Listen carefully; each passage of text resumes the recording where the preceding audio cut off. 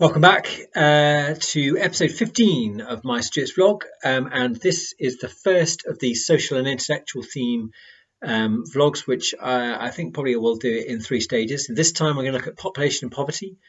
Next time, changes to society and the status of women, and then in what will be episode 14, 15, 16, we'll look at changing ideas and radical groups.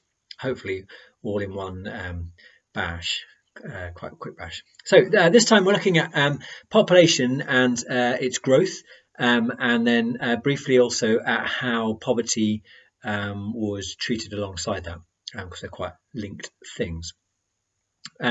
Population does rise through the Stuart era, but it's not a one sort of linear growth, as you know, history is never quite as simple as that, is it? So just some figures. In 1625 there were probably about 4.1 million people living in England, and probably Wales. 1656 5.3, so that's an increase of 1.2 million in the first 30 years of the era that we're looking at.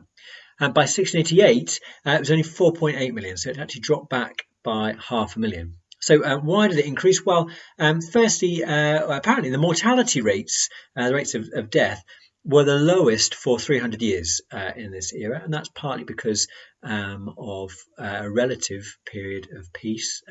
In the Tudor era and into the early Stuart era, there have been very few kind of large-scale conflicts.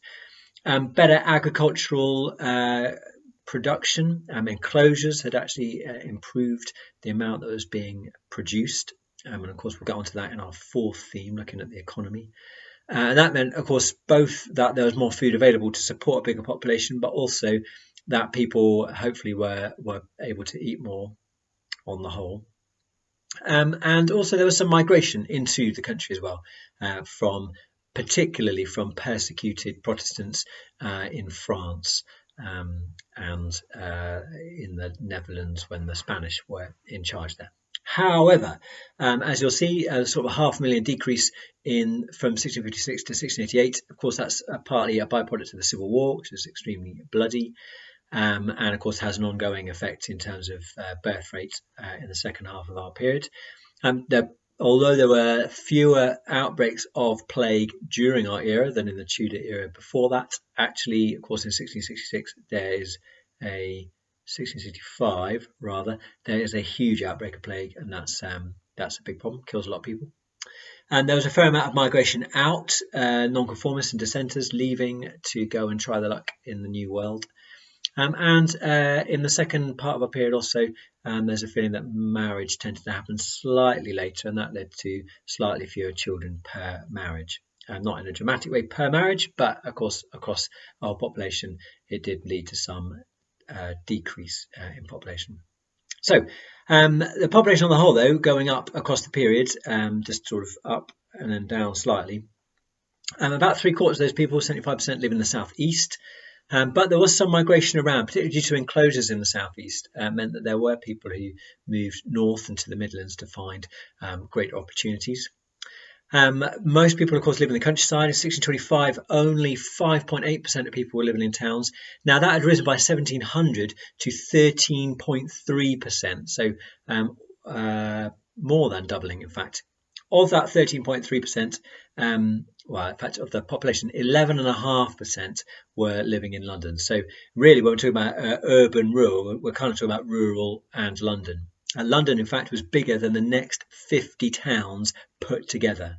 So after London, you would look at Norwich as being the second biggest town, centre of cloth trade, and then Bristol, thriving port, Newcastle, where the coal industry was growing, York and Exeter. And in fact, there was a growth in towns in this period between across the century, and the amount of towns with population of over 3,000 grew from 8 to 30. So there is a kind of a sort of low scale urbanisation, but it's massively concentrated in London during this period. For instance, we're talking about towns of over 3,000. London by 1625 had 200,000 people in its population, and that doubled to 400,000 by 1660. and rose again to 500,000 by 1688. London was the biggest city in Western Europe at this time. It's the centre of government, it's the centre of finance, it's the centre of industry, it's the centre of culture, and of course, as agriculture becomes more successful, there's an ability to sustain a population in a city and towns such as London. Also, of course, as enclosures force people off the land, they go to towns, and it becomes a sort of self-perpetuating thing because as people live in towns and cities, so they need merchants, traders. There's a sort of growing middle class of doctors and lawyers that goes along with that. So it kind of feeds itself in that sense. So that's population. Now, what we also find during the 17th century is that poverty increased alongside the population growth. In a way, that shouldn't surprise us. The growing population led to inflation, which meant that, in fact, prices rose by 800%, but wages only rose by 300%. So in particular, if you were dependent upon a cash wage, then you were going to suffer a decline in living standards, and potentially you would sort of dip into poverty. There were few options for you if that was your problem. You could move around, vagrancy that's called, and try begging in different places, try looking for work in different places. That is seen as being a problem and is addressed, as we'll see, in the 1662 Settlement Act. You could migrate, as some people did. You could go and try luck in a different country, and of course, as colonies are discovered, then that's increasingly an option. Or there was the option of becoming a servant, and again, that would lead you probably to travelling to London and becoming a servant to a wealthy individual. All those are options, and there's the other sort of increase of poverty, of course, is because there are more people.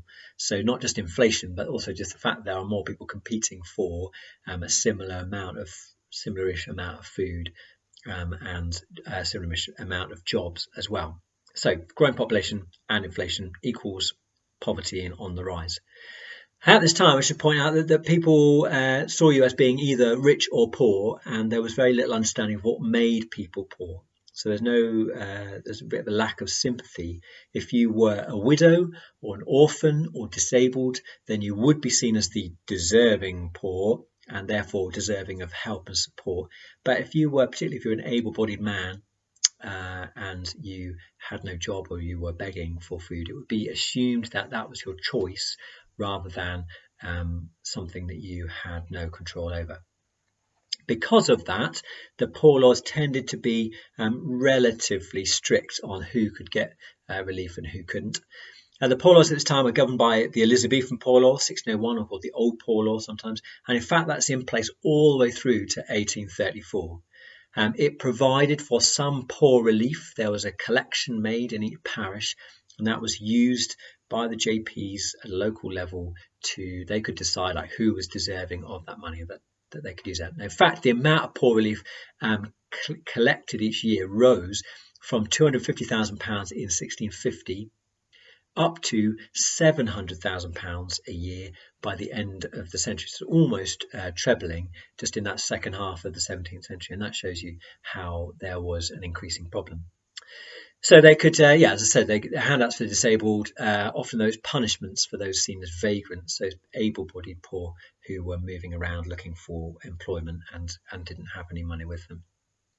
There were some attempts to address the sort of growing population and poverty issues. Under Charles I in the 1620s, there were some attempts to regulate the price of grain in order to keep it within the price bracket that people could afford. Also, Charles I issued several books of orders, and these were attempts to give good advice to local justices of the peace, local JPs, whose job it was to kind of sort out poverty at a ground level. There was advice about how to raise the poor rate and also encouragement to put young people into apprenticeship schemes and stuff like that to try and ameliorate it, but with fairly limited impact. The problem increased as the time went on, and particularly in the Restoration era in the 1660s. Particularly the problem was that there was not enough full-time work. So you didn't get people that were unemployed as such, but underemployed. And that's particularly because a lot of agricultural work was seasonal. That led to an increase in vagrancy. In fact, I read the other day, this was in the revision book, it said 22% of vagrants in Salisbury in the early modern era, this sort of era, Tudor and Stuarts era, 22%, almost a quarter of vagrants had already travelled 100 miles before getting to Salisbury. So people are actually moving around quite a lot. Now, the 1662 Settlement Act was brought in to try and limit that deliberately, to try and keep people in one place. What the Settlement Act said, sometimes called the Poor Relief Act, it said that you could claim poor relief in your home parish with a settlement certificate. That sort of proved that you were of that parish. That if you wanted to go to a different parish, then you needed to have the certificate, which would mean that if you couldn't get a job in that new parish and needed to return home, then your home parish would pay for your return journey. Parishes were quite reluctant to give that out to start with, so that meant that people either had to go off their own bat and hope to find work or get in trouble, or they had to stay exactly where they were.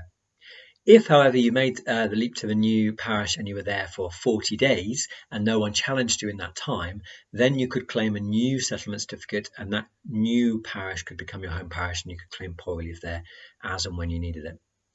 The upshot of the Settlement Act actually was it was a fairly cynical manoeuvre in many ways, or used quite cynically. And what tended to happen was that people who needed short-term employment would deliberately employ people from outside their parish for a month, and would then like a 0 hours contract, I guess, they would then the harvest would be done or the job would be finished, and they would then dismiss those people, and they would then avoid having to pay poor relief to the collection for those people, because they would have to go back to their home parish. So the Settlement Act didn't really help solve the problem. And overall, my summary of population poverty here is that the population grew, and there were a variety of reasons for that, but it stalls after the Civil War, really, and that poverty also grows, and that although, and you should look in your textbook for it, although more money is paid out for this, and there's some good examples of that around, actually the root of the problem is never really addressed, and that poverty remains an issue up to the Glorious Revolution. Thanks for watching. I hope that's helpful. I'll see you next time.